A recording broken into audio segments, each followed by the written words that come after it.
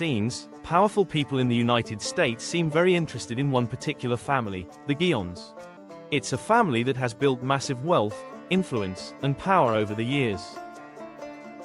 Some call them the face of Guyana's new prosperity. Others believe they represent everything that's wrong with the way money and politics. So why is Washington so obsessed with bringing them down? To understand the story, we have to start with how this family rose to power. For years, Guyana was seen as one of South America's poorest nations. Then came oil. Billions of dollars were discovered offshore, and everything changed.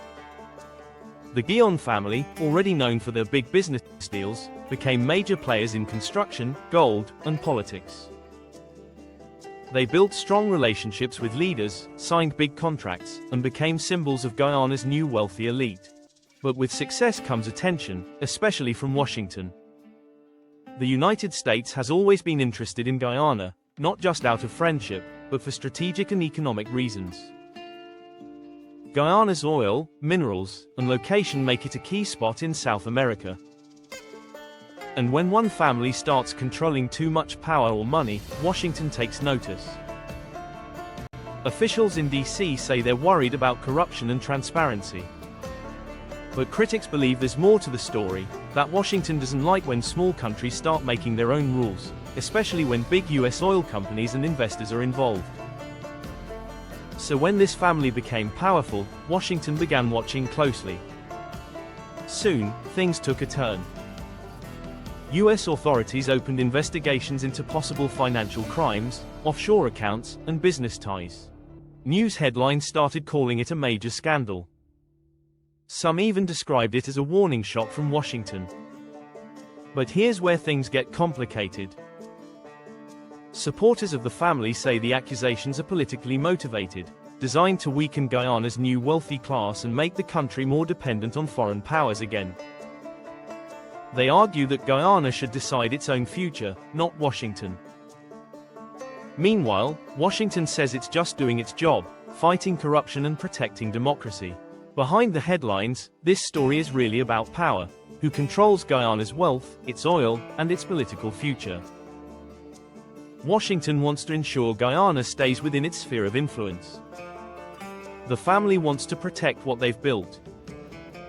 And caught in the middle are ordinary Guyanese citizens who just want better jobs, fair opportunities, and a stronger economy.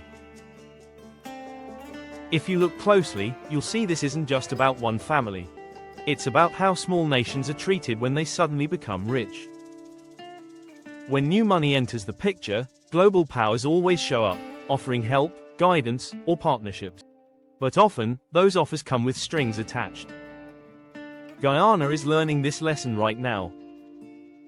And the story of this family, their rise, their wealth, and their clash with Washington, shows just how complicated the road to prosperity can be. That's what makes this story so important. It's not just about one investigation, one billionaire, or one government's decision. It's about what happens when power meets politics, and when a small country suddenly finds itself standing on a global stage. For decades, Guyana was overlooked, seen as quiet and struggling. Now it's a country with world-class oil reserves, growing influence, and a population finally daring to dream bigger. But with new wealth comes new pressure. And not just from Washington. Other nations, corporations, and investors are all trying to secure their piece of Guyana's future. So while this family might be at the center of the headlines, the real question is bigger: who will control Guyana's next chapter? Will it be local leaders and families who understand the country's struggles? Or will it be powerful outsiders shaping decisions from boardrooms thousands of miles away? What happens in the coming months could decide that. If Washington succeeds in pressuring or discrediting the family, it might shift the balance of power, opening doors for foreign influence.